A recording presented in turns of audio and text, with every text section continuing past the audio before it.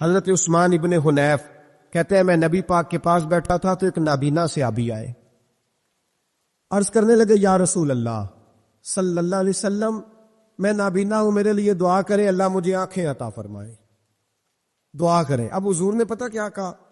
نبی پاک نے فرمایا دو باتیں ہیں، یا تو صبر کر لے یا میں دعا کر دیتا ہوں۔ صبر کرے گا تو اللہ جنت دے گا، یا تو صبر کر لے یا میں۔ صحابی بڑے پیارے تھے، کہنے لگے یا رسول اللہ جنت تو اللہ اپنے فضل سے دے گا ہی، میں نے نہیں صبر کرنا، مجھے آنکھیں چاہیے، اور پھر یہاں آ کے صبر کروں، این خزانے کے پاس جا کے صبر کروں؟ حضور میں نہیں صبر کرتا، اب دعا کرے۔ نبی پاک نے دعا سکھائی، فرمایا 2 نفل پڑھ جا کے اور 2 نفل پڑھ کے میرے وسیلے سے دعا کر۔ کیا کر؟ اللہ سے کہہ کہ اللہ میں تیرے پاس تیرے رسول کا وسیلہ لے کے آیا ہوں، اور پھر کہنا یا محمد انی توجہت الیک، کہنا ہے محمد صلی اللہ علیہ وسلم میں آپ کے وسیلے سے اللہ کی بارگاہ میں حاضر ہوں، اور پھر اللہ سے کہنا کہ اے اللہ تو اپنے نبی کی سفارش میرے حق میں قبول فرما۔ کون سکھا رہا ہے؟ کہا جا میرے وسیلے سے جا کے دعا کر۔ حضرت عثمان کہتے ہیں وہ چلے گئے، 2 نفل پڑھے، حضور کے وسیلے سے دعا مانگی۔ فرماتے ہیں وہ چلے گئے پر ہم کوئی نہیں گئے۔ آپ کیوں نہیں گئے؟ تو صحابہ کا نظریہ بتاتا ہے کہ وہ گئے اس لیے نہیں کہ ہم حضور کا معجزہ دیکھ کے ہی جائیں گے، کہتے ہیں ہم گئے نہیں۔ تھوڑی دیر گزری تو وہ صحابی جو اندھے گئے تھے جب واپس آئے ہیں تو اللہ نے انہیں آنکھیں عطا فرما دی۔ گئے تھے تو نابینا تھے، آئے تو بینا ہے۔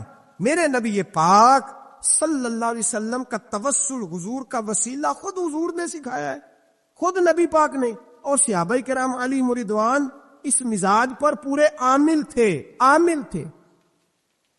حضرت عمر فاروق صحابہ میں ایک دانشور شخصیت کا نام ہے، علم کے لحاظ سے، عمل کے لحاظ سے، بصیرت کے لحاظ سے، تقوی کے لحاظ، ایک بڑی انفرادی اور منفرد شخصیت ہے۔ حضرت عمر کے زمانے میں قحط پڑ گیا، بارش نہیں ہوتی، حالات بڑے دگرگوں ہیں، پریشانی ہے۔ لوگ سیدنا فاروق اعظم سے پوچھتے ہیں حضور اب کیا بنے گا؟ جو میں نے پہلے حدیث آپ کی خدمت میں عرض کی وہ ترمذی اور ابن ماجہ سے، اب جو حضرت عمر کی روایت عرض کر رہا ہوں یہ صحیح بخاری میں موجود ہے۔ حضرت عمر فاروق رضی اللہ تعالیٰ عنہ کا زمانہ مبارکہ، قلت آ گئی، قحط آ گیا، بارش شدید ہے، صحابہ پریشان ہے۔ جناب عمر فاروق رضی اللہ تعالیٰ عنہ سے کہتے ہیں حضور کرنا کیا ہے؟ حضرت عمر پہلے تو خاموش رہے، پھر حضور کے چچا جناب عباس کو بلایا، کوئی بات نہیں کی، جناب عباس کا بازو پکڑا اور کھلے میدان میں لے گئے۔ حضرت عمر دعا کرتے ہیں اور پوری امت کو دعا کا طریقہ بتلاتے ہیں۔ حضرت عمر کہتے ہیں اگر قبول کرانی ہے تو یہ طریقہ اختیار کرو، اگر اللہ کی بارگاہ میں دعاؤں کو مستجاب کرانا ہے تو یہ رنگ ہے جو امت مسلمہ کو میں سکھا رہا ہوں۔ حضرت عمر نے جناب سیدنا عباس رضی اللہ تعالیٰ عنہ کو کھڑا کیا سامنے اور دعا فرمائی، اللہم انا نتوسل الیک بنبیک، اے اللہ ہم تیری بارگاہ میں تیرے نبی کے وسیلے سے دعا کرتے ہیں، فتسقینا، ہمیں بارش عطا فرما۔ ہمیں کس کے وسیلے سے؟ حضور۔ اور پھر کہا اللہم انا نتوسلک بام نبیک، اے اللہ ہم نے اپنے نبی کے چچا کے وسیلے سے بارش عطا فرما، اے اللہ ہمیں اپنے رسول کے چچا کے وسیلے سے، حضرت عباس کے وسیلے سے بارش دے۔ صحابہ کہتے ہیں جب ہم گئے تھے دعا مانگنے تو خشک سالی تھی، اور جب گھروں کو آ رہے تھے تو ہمارے کپڑے بارش سے بھیگ چکے تھے۔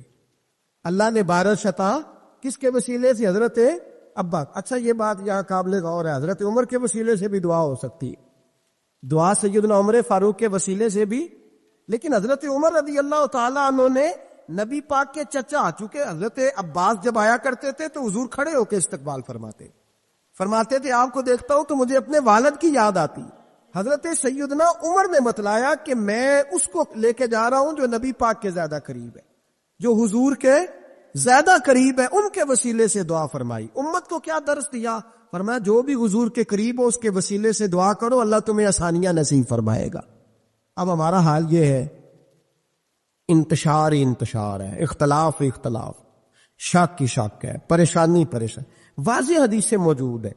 میں آج ایک صاحب کو پڑھ رہا تھا، پتہ نہیں لوگ کیوں پریشانی کا شکار ہیں، کیوں لوگ اس آزمائش کا شکار ہیں، کہتے ہیں جی وسیلہ نہیں دینا چاہیے، سیدھا سیدھا نیک عمل کرو. او میرے بھائی، میں نے کہا کہ اللہ کسی وسیلے کا محتاج، اللہ محتاج نہیں، لیکن اس کی عادت ہے وہ وسیلے کو پسند فرماتا ہے. باریک بات مشکل ہوتی ہے، لیکن موٹی بات تو سمجھ میں آنی چاہیے نا. کوئی شخص ایسا ہے جسے اللہ نے بغیر ماں باپ کے وسیلے کے پیدا کر دیا ہو، حالانکہ اللہ پیدا کرنے پہ قادر حضرت آدم کو کیا ہے نا، حضرت حوا کو، جناب عیسیٰ علیہ السلام کو بغیر باپ کے پیدا، لیکن یہ اس کی عادت، وہ جب پیدا کرتا ہے تو ماں باپ کے وسیلے سے پیدا کرتا ہے. پھر جب روزی دیتا ہے تو پھر بھی کسی نہ کسی، کیا اس نے حکم دے دیا؟ روزی کون دیتا ہے؟ تو اللہ کا یہ حکم ہے کہ کنڈی لگا کے اندر پنکھا چلا کے سوئے رہو، روزی پہنچ جائے گی. کہتا اٹھ، کوئی سبب پیدا کر، باہر نکل، محنت کر، وسیلہ بنا. جو آدمی کہتا ہے جی میں کپڑے سی بھی خود لیتا ہوں، استری بھی کر لیتا ہوں، دھو بھی لیتا ہوں، اس سے سوال یہ ہے کہ بنا بھی لیتے ہو؟ اس کا مطلب ہے اللہ نے بندوں کو بندوں کا محتاج، بندوں کے لیے بندوں کا وسیلہ اللہ نے رکھا ہے. ہماری یہ موٹی سی بات بھی عقل میں نہیں آتی، موٹی سی بات بھی کہتا جی نہیں ڈائریکٹ. او خدا کے بندے تھوڑا غور کر، دیتا اللہ ہی ہے اور دے گا بھی اللہ ہی، لیکن جو ذرائع، جو وسیلے، جو سبب اللہ نے ہمارے لیے مقرر کیے ہیں، ہم اس سبب کا انکار کر سکتے؟ شفا کون دیتا ہے؟ دوائی لینے کس کے پاس جاتے ہو؟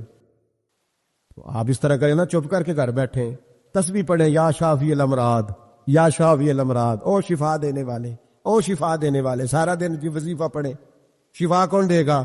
تو وظیفہ پڑھو چپ کر کے، دوائی لینے کیوں گئے ہو؟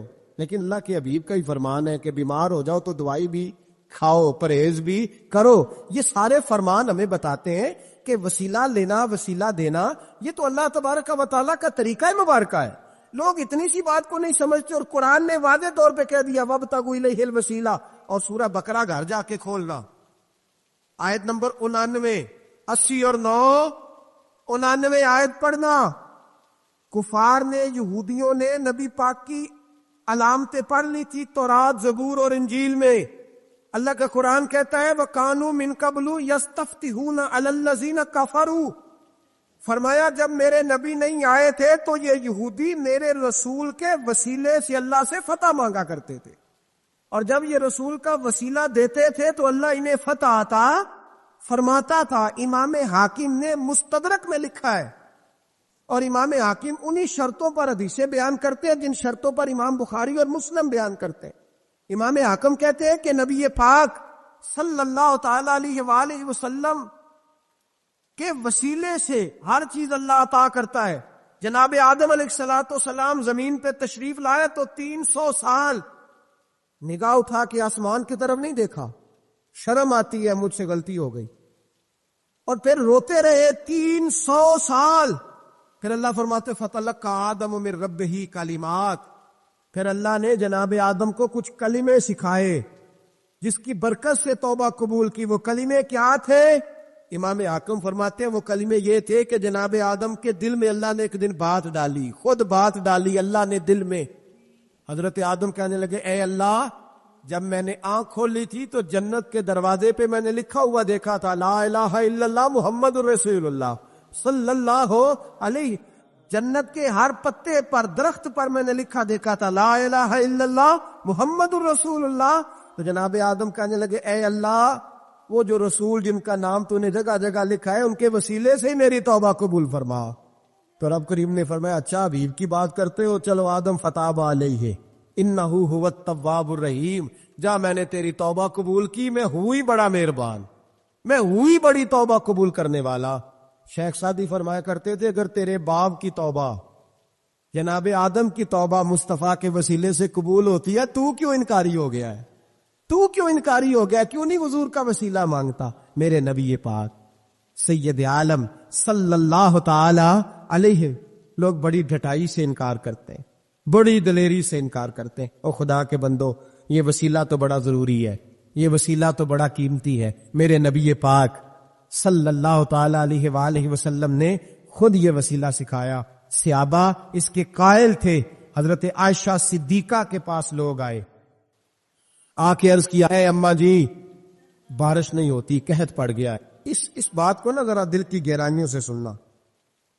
مسجد نبوی ہے، مسجد نبی کے ساتھ، ادھر دیکھیے گا ذرا، یہ مسجد ہے، مسجد کے ساتھ حضور کی قبر ہے، ساتھ حضرت عائشہ کا اجرا ہے، پہلے حضرت عائشہ پھر حضور کا روزہ، پھر آگے بولتے جائیے آگے کیا ہے، چاہیے تھا نا سیدھے مسجد جاتے، حضرت عائشہ کے پاس آئے۔ توجہ کرنا میری بات، اماں جی بارش نہیں ہوتی کیا کریں، اماں جی نے مسجد نہیں بھیجا، کہنے لگی اس طرح کرو حضور کے دروازے پہ جاؤ اور جا کے نا نبی پاک جہاں دفن ہے وہاں تھوڑی سی نا جو حضور کے سر والی جگہ ہے نا قبر پہ، وہ چھت تھوڑی سی کھول دو، چھت کھول دو۔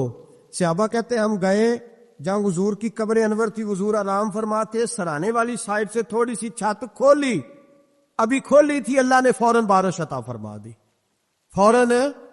کہتے ہیں جب بارش ہوئی تو ہم مسجد میں شکرانے کے نفل پڑھنے چلے گئے، حضرت عائشہ کے وسیلے پہ، روضہ رسول پہ، اور روضہ رسول کے وسیلے سے اللہ کی یہ طریقہ تو ہمیں صحابہ سکھا رہے ہیں، با خدا خدا کا یہی ہے در، نہیں اور کوئی مفر مکر، جو وہاں سے ہو یہیں آ کے ہو، جو یہاں نہیں تو وہاں نہیں۔ صحابہ تو دروازے رسول پہ جا رہے ہیں، ایک بار نہیں بار بار جا رہے ہیں، تو اکڑ کے پھر رہا ہے، اکڑ کے پھر رہا ہے۔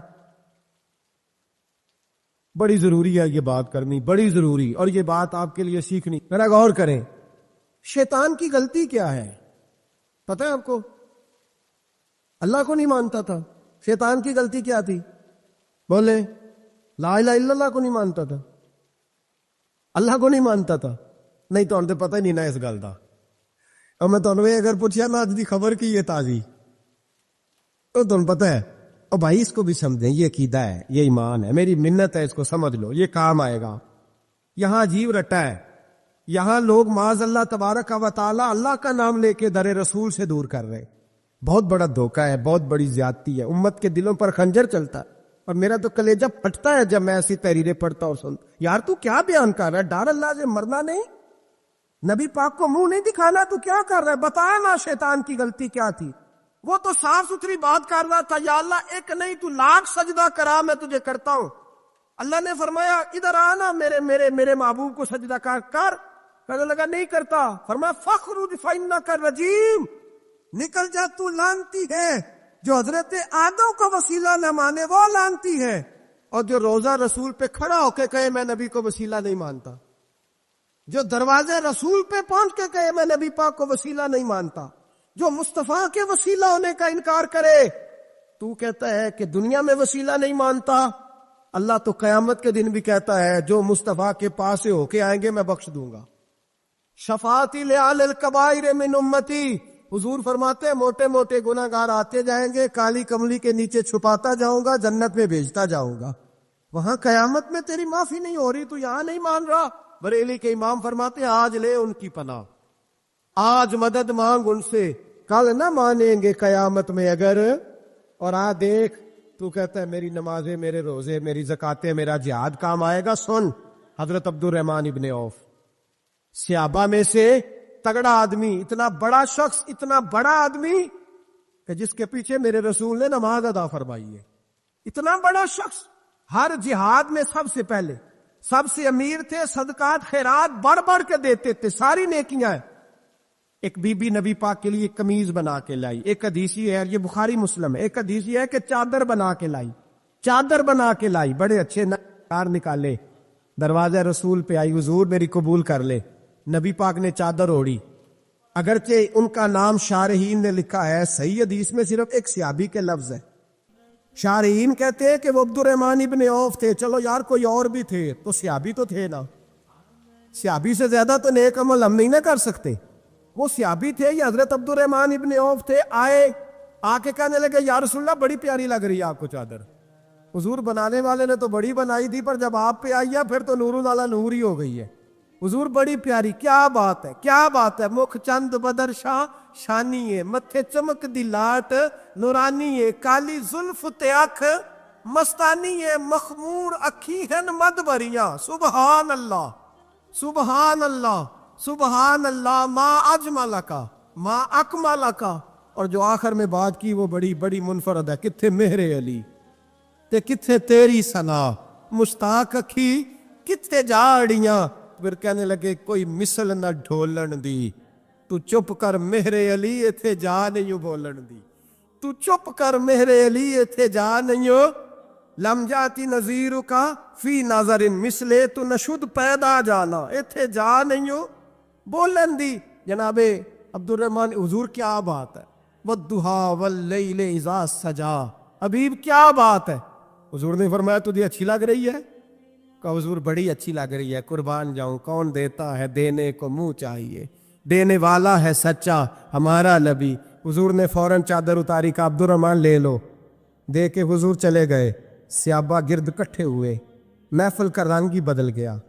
تھوڑی دیر پہلے مسکراہٹ تھی، ایک صحابی غصے سے بولے، کہنے لگے عبد الرحمن یار تو تگڑا بندہ ہے، تو چاہے تو ابھی باہر جا کے 100 چادر اس طرح کی خریدے، حضور تو کسی کی قبول ہی نہیں کرتے، بڑی مشکل سے کسی کی چیز لیتے ہیں، غریب کا خیال رکھتے ہیں، حضور نے قبول کر لی تھی تو عجیب آدمی ہے، تو نے مانگ لی، یہ خیال نہیں آیا؟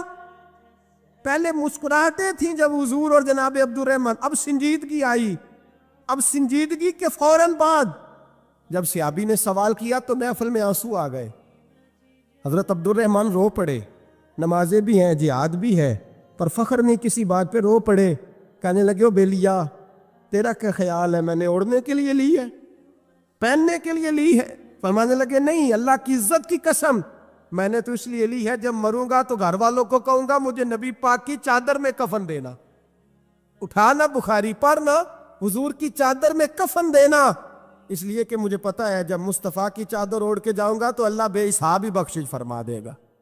تو نبی پاک کے وسیلے کا قائل نہیں، یہاں چادر کی بات ہو رہی ہے۔ حضرت مولا علی شیر خدا رضی اللہ، ان کی اماں نے نا حضور سے بڑا پیار کیا، حضرت ابو طالب کے گھر میں نبی پاک نے پرورش پائی، ان کی والدہ حضرت علی کی والدہ جناب فاطمہ بنت اسد حضور سے بڑا پیار کرتی۔ صحابہ کہتے ہیں اس دن حضور بڑا روئے جس دن حضرت فاطمہ نے مدینے میں انتقال فرمایا۔ فاطمہ بنت اسد جناب علی کی والدہ، فرماتے ہیں جب خبر ملی کہ حضرت علی کی والدہ وصال کر گئے تو حضور رونے لگے، فرمایا وہ علی کی نہیں، وہ تو میری ماں تھی، میری اماں تھی۔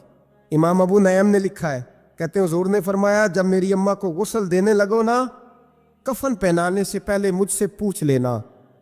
صحابہ کہتے ہیں کفن دینے سے پہلے عورتیں آئیں، حضور کیا کرنا ہے؟ نبی پاک اندر گئے، جو قمیض پہنی ہوئی تھی وہ اتار کے دی، اور میں چٹے رنگ کا سفید رنگ کا کفن نہ دینا، میرا کرتا پہناؤ میری اماں کو۔ حضور نے کفن دیا۔ حضرت ابو ذر غفاری فرماتے ہیں جب جنازہ پڑھ لیا نا تو نبی پاک فرمانے لگے قبر صحیح بنائی ہے تم نے؟ حضور صحیح بنائی ہے؟ فرمایا نہیں، لگتا نہیں۔ فرماتے ہیں یہ کہتے کہتے میرے نبی قبر میں اتر گئے، میری آنکھیں برس پڑیں، میں نے کہا علی کی اماں رب تجھ سے کیا حساب لے گا، ساری رحمتیں تو پہلی تیری قبر میں آ گئی، عشق سرکار کی ایک شمع جلا لو دل میں، بعد مرنے کے قبر میں بھی اجالا ہوگا۔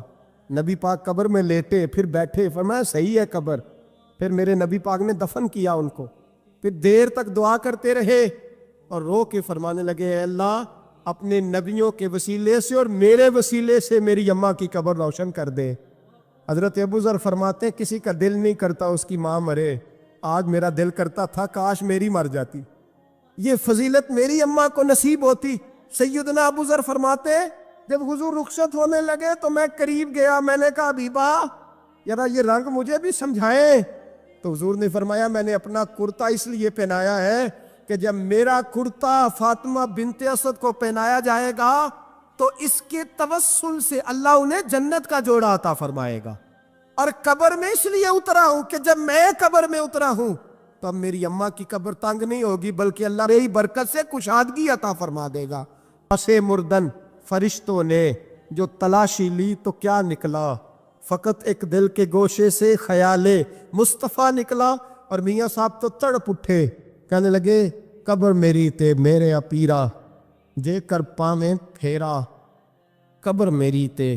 چلو زندگی میں بھی دعا رہی، زندگی میں بھی دعا رہی کہ تو آئے، میں کو جیتے میرا دل بر سونا کیوں کر اس نو بھاواں، او ویڑے میرے وڑدا ناہی، میں پئی لکھ وسیلے پاواں۔ میں نے زندگی میں بھی کہا وہ نہیں آیا، کی سی جے درد بن کے آ جاندو، وہ نہیں آیا۔ میاں صاحب کہتے ہیں میری قبر میں بھی یہ دعا رہی، قبر میری تے میرے اب پیرا جو کر پاویں پھیرا قبر میری تے میرے اب پیرا جے کر پاویں پھیرا قبر دے وچوں ہڈیاں اٹھ کے مجرا کر سن تیرا تو آ تو صحیح میرے رسول پاک سید عالم صلی اللہ علیہ وسلم خود قبر میں لیٹ گئے. او بھائی یہ وسیلہ اتنا پیارا, یہ وسیلہ حضرت ابو ذر فرماتے دل کرتا تھا یہاں میری اماں ہوتی. اتنی کرم نوازیاں, اتنی بندہ نوازیاں, اتنی رحمتیں. حضور نے خود حضرت زینب نبی پاک کی صاحبزادی بڑی بیٹی کا وصال ہوا, حضور اس دن بھی بڑا روئے اور فرمایا جب میری بیٹی کو غسل دے لو تو پہلے مجھے بتانا, کفن نہ دینا. صحابہ کہتے ہیں حاضر ہوئے, یا رسول اللہ بی بی شہبہ کو غسل دے لیا, کیا کرنا ہے؟ تو حضور نے اس دن بھی کرتا اتار کے دیا, فرمایا میری قمیض میں میری. او بھائی یہ وسیلہ نہیں, یہ تجھے وسیلہ. ایک صحابی حضرت ابو معذورہ, شریعت میں کندھے تک بال رکھنا جائز ہے. اس صحابی کے اتنے لمبے بال تھے کہ جب وہ بیٹھتے تھے تو نیچے دب جاتے تھے. لوگوں نے منع کیا کٹواتا کیوں نہیں؟ فرمانے لگے نہیں کٹوانے. کہا کیوں؟ فرمانے لگے قبر میں لے کے جانے, قبر میں. کہا کیوں؟ اور میں ان بالوں پہ ایک دفعہ نبی پاک نے ہاتھ رکھا تھا, حضور نے دست مبارک رکھا تھا, میں ساتھ للہد میں عشق کے رخ شاہ کا داغ لے کے چلے. ہم نے اندھیری رات سنی تھی چراغ. عبداللہ بن عتیق صحابی ہیں, حضور نے گستاخ قتل کرنے بھیجا, انعام دیے. انتقال کا وقت آیا تو بچوں کو بلایا, کہنے لگے یہ کہ ڈنڈا ہے عصا ہے, جب مروں تو میری قبر میں رکھنا. کہا ابا جی سنا نہیں کبھی کسی نے ڈنڈا قبر میں رکھا ہو, عصا آپ کی قبر میں کیوں رکھے؟ فرمایا بیٹا تمہیں پتہ نہیں, یہ معمولی نہیں, یہ وہ ہے جو میرے رسول نے مجھے دیا تھا. یہ میری قبر میں, قبر میری تے میرے اب پیرا جے کر پاویں پھیرا قبر دے وچوں ہڈیاں اٹھ کے مجرا کن سا تیرا. پسے مردن فرشتوں نے جو تلاشی لی تو کیا نکلا, فقط ایک دل کے گوشے سے خیال حضرت انس بن مالک کہتے ہیں مر جاؤں تو حضور کے منہ مبارک میری زبان کے نیچے رکھ دینا. حضرت امیر معاویہ فرماتے ہیں میرے پاس حضور کے ناخن ہے, جب میں مروں تو میرے کفن میں رکھ دینا. میرے اعلیٰ حضرت فرماتے ہیں ہمارے پاس کوئی شے نہیں, کوئی شے نہیں, نہ ہمارے پاس حضور کے بال مبارک. ہم کم نصیبوں کے پاس, ہم غریبوں کے پاس نہ منہ مبارک, تو حضور آپ کے پاس کیا ہے؟ فرمانے لگے لحد میں عشق کے رخ شاہ کا داغ لے کے چلے. کہنے لگے کلیجہ پھاڑ کے دیکھو اندر دل پہ میں نے نبی کا نام جو لکھا ہوا ہے. لحد میں عشق کے رخ شاہ کا داغ لے کے چلے, ہم نے اندھیری رات سنی تھی چراغ لے کے چلے. حضور کا, نبی پاک صلی اللہ علیہ وسلم کا وسیلہ جو ہے, اس موضوع پر ہی بولتے جانے کو دل کر رہا ہے لیکن اس عنوان کو ختم بھی کرنا ہے. ایک ہے حضور کا وسیلہ, ایک ہے اولیاء کا وسیلہ. یہ بات بھی 2-4 منٹ میں سمجھ لیں. صحیح بخاری مسلم میں میرے نبی پاک نے فرمایا ہے, حضور فرماتے ہیں لوگ جہاد کرنے جائیں گے, ایک زمانہ آئے گا میرے بعد لوگ جہاد کریں گے, پوچھا جائے گا تم میں کوئی صحابی ہے؟ کہا جائے گا ہے, تو نبی پاک فرماتے ہیں صحابی کی وجہ سے اللہ فتح عطا فرما دے گا. گویا ولی کا وسیلہ دینا.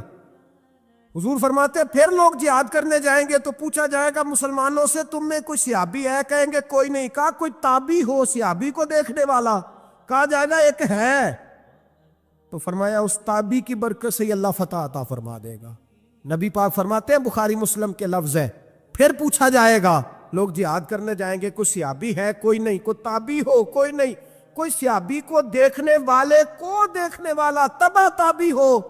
ایک تبع تابعی ہے. تو نبی پاک فرماتے ہیں اس کی برکت سے ہی اللہ فتح عطا فرما دے گا. مشکات میں بخاری میں موجود ہے. نبی پاک فرماتے ہیں یہ جو اللہ تم پہ بارشیں برساتا ہے, تمہیں رزق دیتا ہے, یہ تمہارے ضعیف لوگوں کے وسیلے سے اللہ دیتا ہے, یہ کمزوروں کے وسیلے سے دیتا ہے. مشکات میں لفظ ہے, نبی پاک نے فرمایا 40 ابدال ملک کے شام میں ہوتے ہیں, جو عذاب تم سے دور رہتا ہے ان کی وجہ سے رہتا ہے, جو تم پر بارشیں برستی ہیں ان کی وجہ سے برستی ہیں. وہ کوئی بیٹھا ہوا مجھے دور دعا دیتا ہے, میں ڈوبتا ہوں پر سمندر اچھال دیتا ہے. شیخ سعدی فرمایا کرتے تھے میری زندگی میں جتنی بلائیں ٹلی ہیں میرے شیخ کے وسیلے سے ٹلی ہیں. میں اس کی چھتری کے نیچے رہتا ہوں, کرم مجھ پہ برستا رہتا ہے. اتنی حدیثیں سنا کے, ایک واقعہ سنانا تو بنتا ہے کہ نہیں بزرگوں کا. میں چونکہ جب عقیدے کا موضوع ہوتا ہے تو میں نیچے نہیں اترتا، میں قرآن و سنت کے عین بیچ رہتا ہوں. ایک بات، مرید ہو گیا محمود غزنوی حضرت ابو الحسن خرقانی کا، بیعت ہو گیا، آنے جانے لگا. ایک دن کہنے لگا حضور کوئی تحفہ ہی دے دے. تو حضرت نے کرتا اتار کے دیا، کرتا دیا. یہ کسی کے پاس ہو تو بڑی نعمت ہوتی ہے، کسی بزرگ کا کوئی تبرک. کرتا دیا. فرمایا جب بہت زیادہ کوئی مسئلہ بن جائے تو کرتا سامنے رکھ کے دعا کرنا، اللہ تجھے فتح دے گا. محمود سومناتھ کے مندر توڑ رہا تھا، 2 4 5 دفعہ حملہ کیا، فتح نہیں ہوتی. اپنے شیخ کا جبہ رکھا ہے، اللہ اس کی برکت سے ہی فتح دے دے. کہتا میں نے جبہ رکھ کے دعا مانگی، اگلے دن حملہ کیا تو اللہ نے فتح عطا فرما دی. محمود کہتا فتح ہو گئی، میں رات کو سویا، حضرت ابو الحسن خرقانی خواب میں ملے اور بابا جی کو میں نے دیکھا تو چہرے پہ جلال ہے. میں نے کہا حضور آپ ناراض ہیں؟ کہنے لگے محمود تو نے کوئی قیمت نہیں ڈالی میرے کرتے کی. یہ جملہ آپ کو زیادہ سمجھ آئے گا. کہنے لگے تو ککھ مول نہیں پایا، کوئی قیمت نہیں ڈالی تو نے میرے کرتے کی، بس ایک فتح. کہ حضور کیا مطلب؟ فرمانے لگے یہ میرے وجود سے لگا ہوا جبہ تھا، میں وہ شخص ہوں جس نے زندگی بھر وہ کام کیا جس میں اللہ رسول راضی ہے، اپنے آپ پہ پابندیاں لگا کے رکھی ہیں، رب نے اپنے فضل سے بڑا نوازا ہے. فرمایا اگر تو میرا جبہ سامنے رکھ کے یہ دعا مانگتا نا، اے اللہ ہندوستان کے سارے ہندوؤں کو ایمان کی توفیق دے دے، اللہ نے سب کو کلمے کی توفیق دے دے دی. تو نے کیا قیمت ڈالی میرے جبے کی؟ تر دامنی پہ شیخ ہماری نہ جائیے، ہم دامن نچوڑ دیں تو فرشتے وضو کرے، اور فرشتے بھی کرتے ہیں تعظیم میری، فدا ہو کہ ان پر یہ عزت ملی ہے. اللہ تبارک و تعالیٰ اپنے بندوں کو طاقتیں دیتا ہے. مسئلہ یہ ہے آج بہت سارے لوگ تو انکار کرنے لگے ہیں، اور ہم جو اہل ہیں، ہمارا جن کا عقیدہ ہے، جنہیں اللہ نے خوش عقیدگی عطا فرمائی ہے، وہ بھی بہانوں کا شکار ہے، بہانوں کا شکار ہے. کر لیتے ہیں، دیکھ لیتے ہیں، اللہ والوں سے دوستی لگائے. حضرت فضیل بن عیاض رحمۃ اللہ تعالیٰ علیہ گھوڑے پہ بیٹھے تھے، گھوڑا شرارت کرنے لگ گیا، اچھلنے لگ گیا، کودنے لگ گیا. تو حضرت فضیل بن عیاض نیچے اترے، ایک کونے میں جا کے نماز کی نیت باندھ لی، 2 رکعت نماز پڑھی، پھر دیر تک استغفار پڑھتے رہے، روتے رہے، دعا کرتے رہے. واپس آئے، خادم عرض کرنے لگے حضور سمجھ نہیں آئی، گھوڑے نے تھوڑی سی شرارت کی، وہ بدکا ہے، آپ نے اس کو چھوڑا ہے اور چھوڑ کر کے آپ نماز میں لگ گئے. تو حضرت فضیل بن عیاض فرمانے لگے جب بندہ اللہ کی نافرمانی کرتا ہے نا تو جو چیزیں اس کی فرما بردار ہوتی ہے وہ اس کی نافرمانی کرنے لگ جاتی. تو مجھے محسوس ہوا تھا کہ میں نے کہیں اللہ کی نافرمانی کی ہے، اس لیے ایسا ہوا ہے کہ میرے گھوڑے نے میری، تو میں توبہ کرنے لگا ہوں. اور اب دیکھتا ہوں بیٹھ کے بھلا کیا ہوتا ہے. میں نے سچی توبہ، حالانکہ مجھے یاد نہیں کہ میں کہاں بولا، پر کھری اور سچی توبہ کی. دوبارہ گھوڑے پہ بیٹھے تو گھوڑا بالکل صحیح ہو کے ساتھ چلنے لگ گیا. میرے بھائی جب یہ تنبیہ ہے اللہ کی طرف سے، یہ متنبہ کیا جاتا ہے کہ تو بعد آجا. بہت ساری جگہوں پہ انسان کو وقتی طور پر اگر سزا مل جائے، نبی پاک علیہ السلام کی خدمت میں ایک صحابی آئے، بات مضبوط کر دو، واقعہ سنایا ہے نا، تو کچھ لوگ سمجھتے ہیں کہ یہ واقعہ ہے. تو میں ایک حدیث پاک امام بہقی کی لکھی ہوئی عرض کرتا ہوں. نبی پاک علیہ السلام کے ایک صحابی آئے اور ان کا سر پھٹا ہوا تھا، خون بہ رہا تھا. سرکار نے فرمایا کیا ہوا؟ عرض کی حضور ایک عورت جا رہی تھی، میری نظر پڑی، ابھی نظر پڑی ہے کہ میرے آگے ستون آ گیا تو میرے سر پہ لگ گیا. نبی پاک صلی اللہ علیہ وسلم نے فرمایا تیرے لیے خوشخبری ہے، اگر دنیا میں تیری غلطی کی تجھے سزا ملی ہے تو پھر رب تجھے قیامت میں سزا نہیں دے گا. پھر اللہ قیامت میں سزا، بعض گناہ ایسے ہیں جن کی یہاں بھی سزا ملے گی اور وہاں بھی ملے، لیکن میرے بھائی پہلی بات یہ ہے کہ اللہ تعالیٰ اس غلطی کی یہی سزا دے لے، اور دعا فرمائے اللہ تبارک و تعالیٰ یہاں بھی معافی عطا فرمائے، وہاں بھی معافی عطا فرمائے، اللہ درگزر ہی فرمائے. لیکن میرے بھائی ایک تو یہ سزا، ایک سزا یہ ہوتی ہے کہ انسان جب گناہ کرنے لگتا ہے تو اللہ نعمتوں کے دروازے کھولتا ہے، مہلت دیتا ہے. 500 سال تک فرعون کو مہلت دی. کتنے؟ یہاں جو 5 سال حکومت کر رہتا ہے وہ کہتا ہے سب سے قابل میں ہی ہوں، مجھے مہلت جو ملی ہوئی ہے. 500 سال مہلت دی اللہ تعالیٰ نے. اور فرعون کی قوم پر پتہ عذاب کس طرح کے آئے تھے؟ ٹڈیاں مسلط کر دی اللہ نے. یہ گھومتی نہیں چھوٹی سی، ہم اپنی زبان میں اس کو کچھ لوگ مختلف ناموں سے یاد کرتے ہیں، کوئی مکڑی کہتا ہے، کوئی کچھ کہتا ہے. مسلط کر دی، جاتی نہیں. ان پر بنی اسرائیل کے ان مقابل جو فرعون کی قوم تھی، ان پر الزام اس طرح کا عذاب آیا کہ مینڈک مسلط کر دی اللہ تعالیٰ. برتن کھولتے تھے، اندر مینڈک نکلتا تھا. دنیا کی ہر دوائی استعمال کرتے تھے لیکن مینڈک نکل آتا تھا. تھوڑا سا سمجھا کریں چیزوں. ہمارے رنگ نہیں زیادہ گورے کہ ہم پر عذاب نہیں آتا. کوئی بہت زیادہ اللہ تعالیٰ معاف فرمائے دولت نہیں جمع کرا بیٹھے شاہی خزانے میں کہ ہم سے پوچھا نہیں جائے. یہ مہلت ہے، مہلت کو مہلت سمجھو. پر جب پکڑ آتی ہے نا اللہ کریم کی، میں نے دیکھا ہے کروڑوں روپیہ، 6 اولادیں. ایک شخص کے بچے باہر سے آ رہے تھے، وہ بندہ بیمار تھا. مجھے کہنے لگا حضرت جی دعا کریں میں ان کے آنے سے پہلے پہلے مر جاؤں ورنہ آ کے مجھے مار دیں گے. دعا کریں. اتنی بے سکونی، کروڑوں روپیہ پڑا تو یہ عذاب نہیں؟ کوئی ضروری ہے کہ پتھر ہی برسیں گے تو سمجھ آئے گی؟ یہ جو سگا بیٹا بوڑھے باپ کے قریب سے گزر جاتا ہے، سلام نہیں لیتا تو اس کو عذاب نہیں سمجھتے؟ یہ جو امت کی بیٹیاں، امت کی بچیاں، ہماری بچیاں ایک سال کے اندر 75 ہزار بچی ایک ڈویژن سے بھاگ کے شادی کر رہی ہے، اور ایک صوبے سے. تو اس کو آپ اللہ کا عذاب نہیں سمجھتے؟ یہ معمولی بات ہے. نہیں ہمارے رنگ ہو رہے، ہم بڑے سمارٹ ہیں. 1500 سال مہلت دی نوح علیہ السلام کی قوم کو. کتنے سال؟ بول کے بتائیے، بول کے دوبارہ بولیے. 1500 سال. کوئی آدمی اپنی سمارٹنس پہ خوش نہ ہو جائے کہ 20 سال ہو گئے میں تو نافرمانی بھی کھا رہا ہوں، روٹی بھی پک رہی ہے، میں تو حرام بھی کھا رہا ہوں، پھر بھی سب ٹھیک ہے. 1500 سال مہلت دی. پھر حضرت نوح کہنے لگے اللہ میں نے تو بڑا سمجھایا، نہیں باز آتے. پھر اب کریم نے فرمایا کشتی بناؤ. اللہ کے پیغمبر کشتی بنانے لگے تو قوم مذاق اڑانے لگے. اب کیا کرنے لگے ہو؟ اب کشتی بنانے لگے ہو، خیر تو ہے، قوم مذاق اڑا رہی ہے. حضرت نوح علیہ السلام کا آپ نے کشتی بنائی، پانی کہاں سے نکلا؟ نہ بارشیں ہوئی نہ سیلاب آئے. ایک تندور تھا، اس کے اندر سے پانی نکلنا شروع ہو. کبھی تندور سے بھی پانی نکلا ہے، پر جب نکالنے والا چاہتا ہے تو وہاں سے بھی ایک تندور سے پانی نکلا. اتنا نکلا، اتنا نکلا، اتنا نکلا کہ قوم ساری ڈوب گئی. قرآن مجید کے صفحات شہادت دیں گے کہ حضرت نوح کی قوم کا بچہ بہ گیا.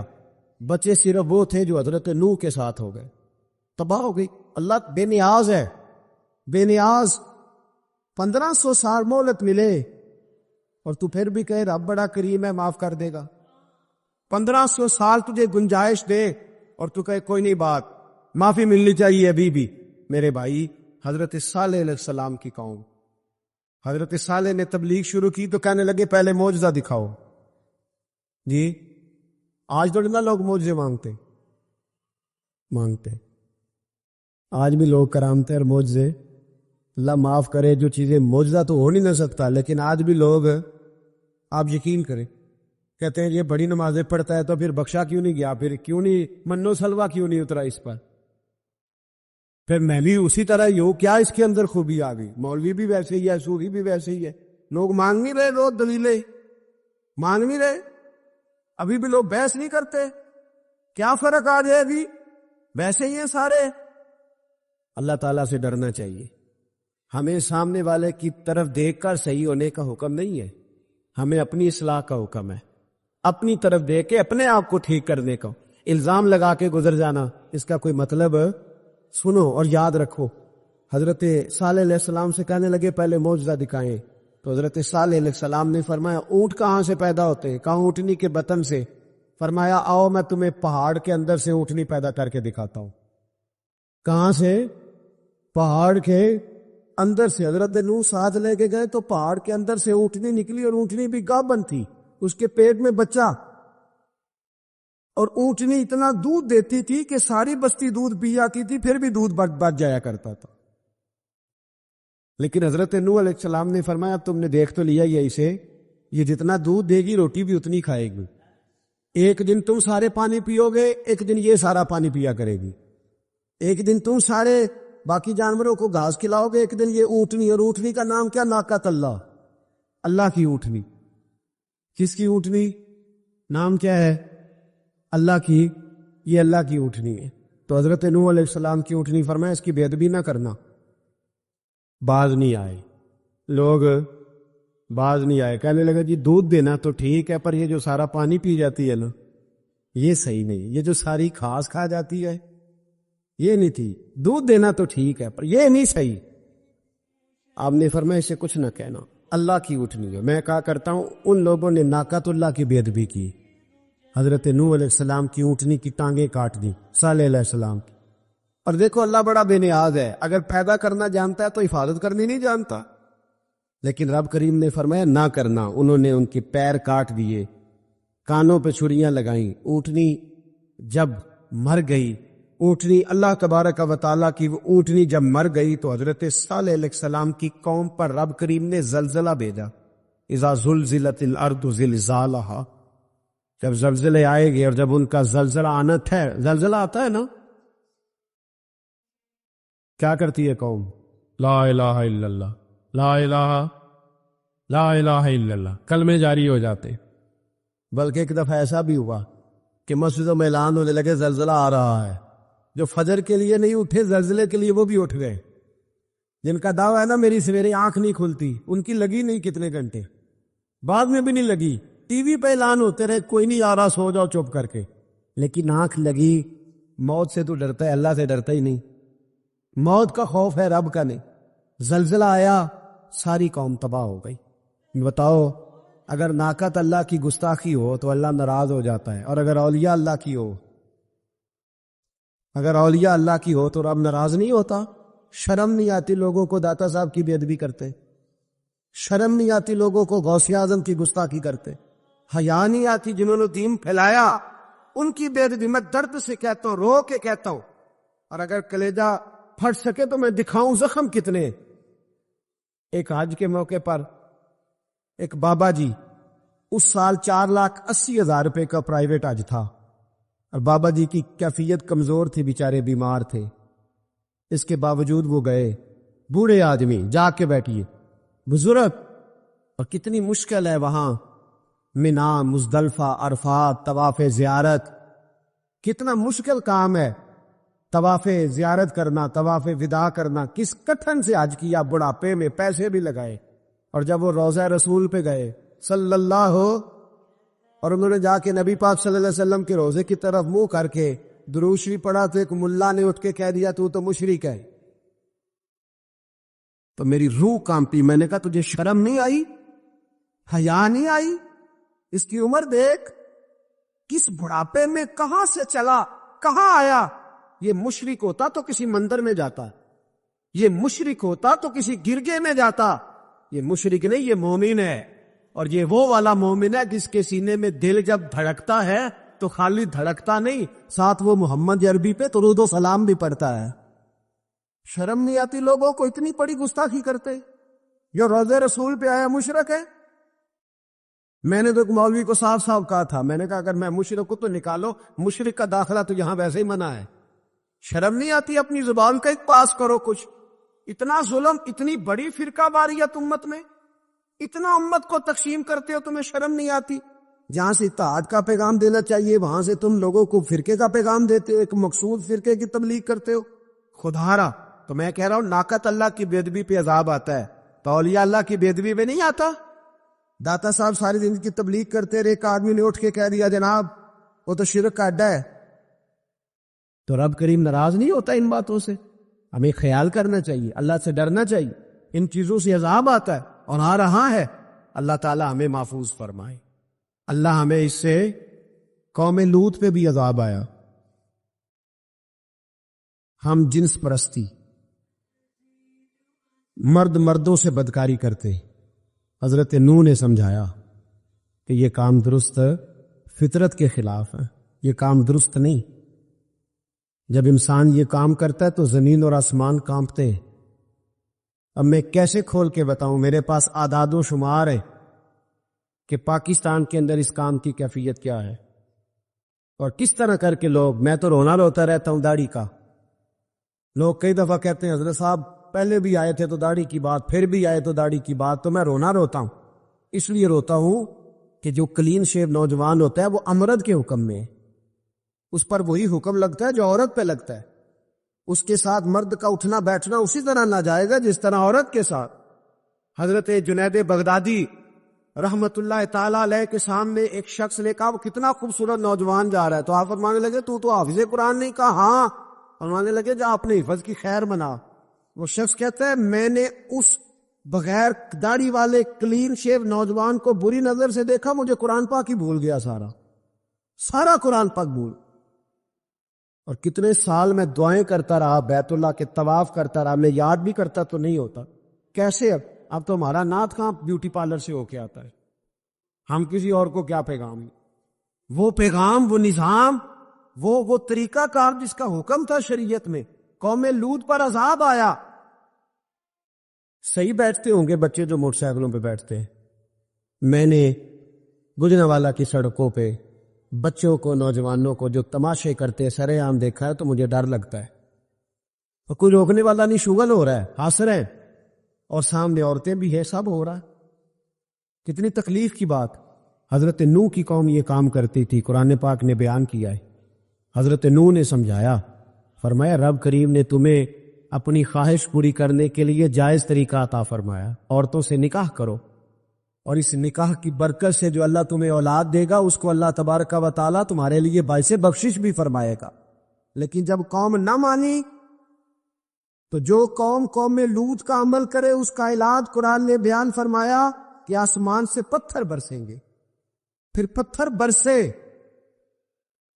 برسے اور جن کے بڑے بڑے اچھے دماغ تھے ان کے دماغ چکنا چور کر دیے گئے، تباہ کر دیے گئے، ان کے دماغ زمین پر بچھاڑ دیا گیا.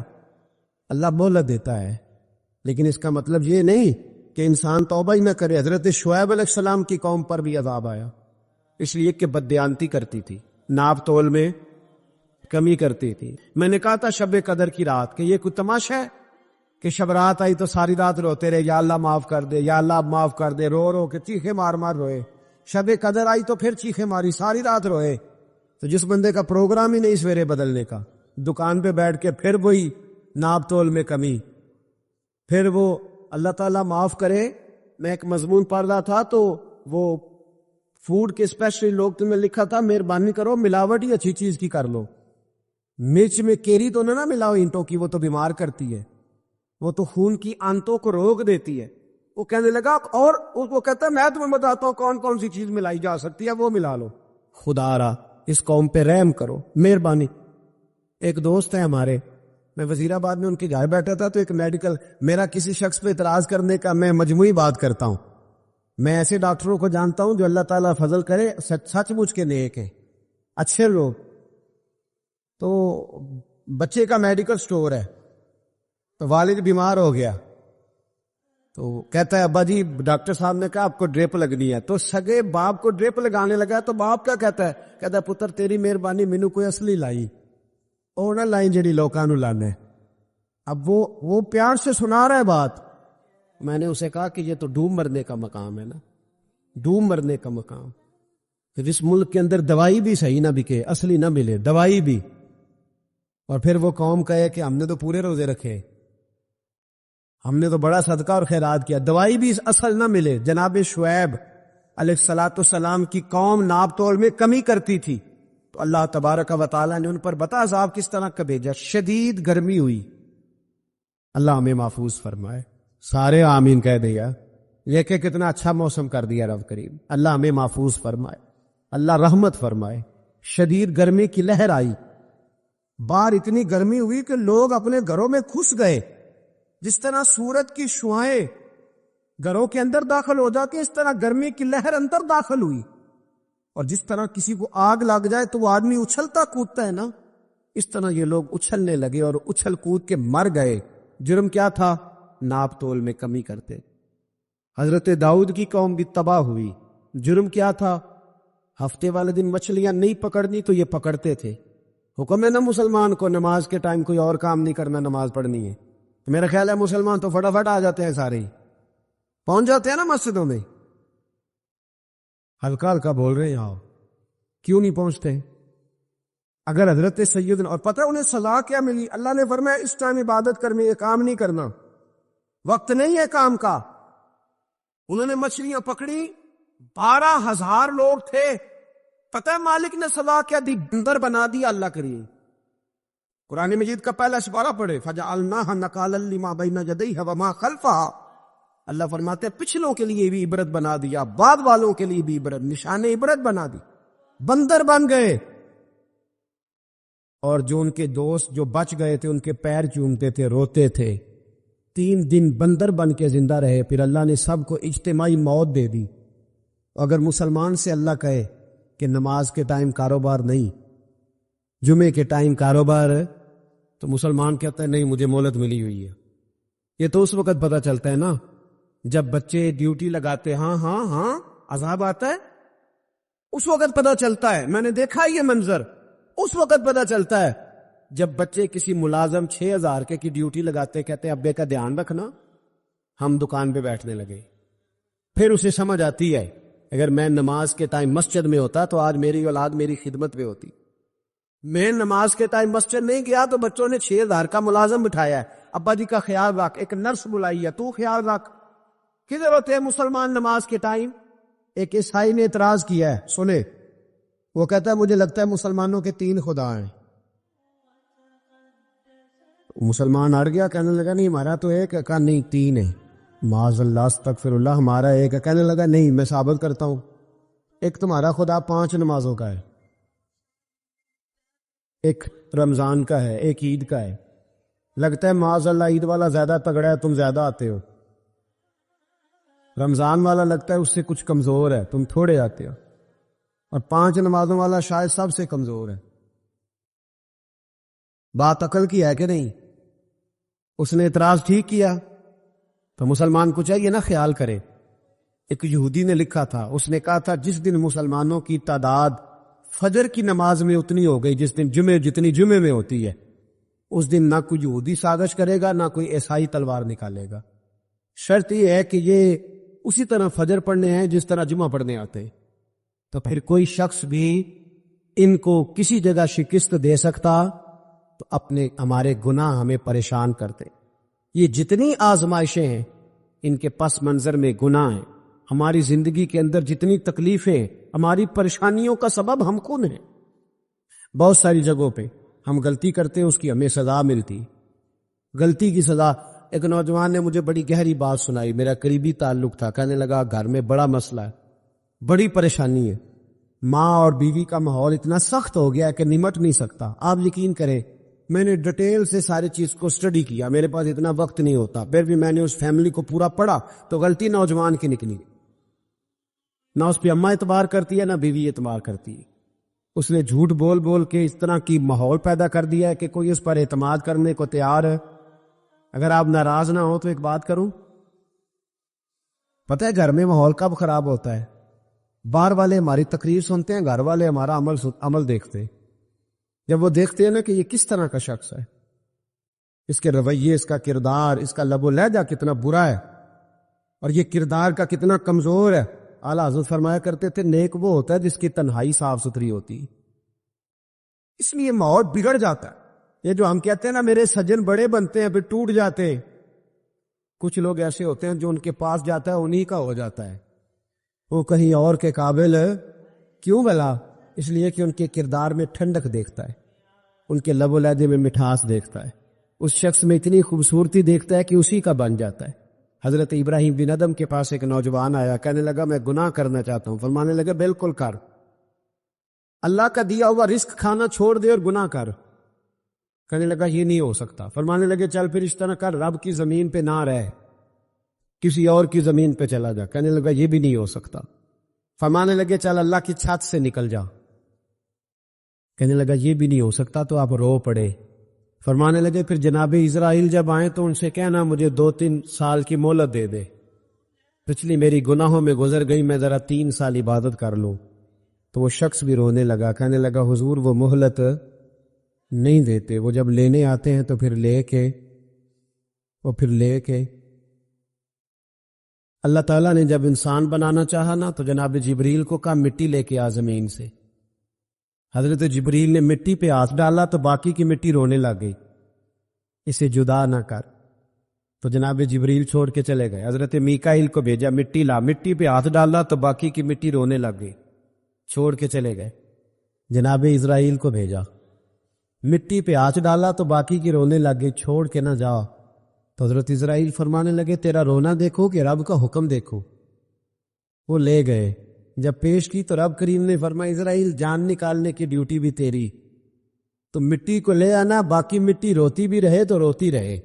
جب میرا فیصلہ آ جائے تو پھر اس میں کوئی گنجائش ہے. ہم کھاتے بھی اللہ کا ہیں، نافرمانی بھی اس کی کرتے، زمین پہ بھی اس کی چلتے ہیں، نافرمانی بھی اس کی کرتے، حکم کسی اور کا مانتے، چھت پہ رب کریم کی رہتے. اس طرح نظام نہیں چلتا.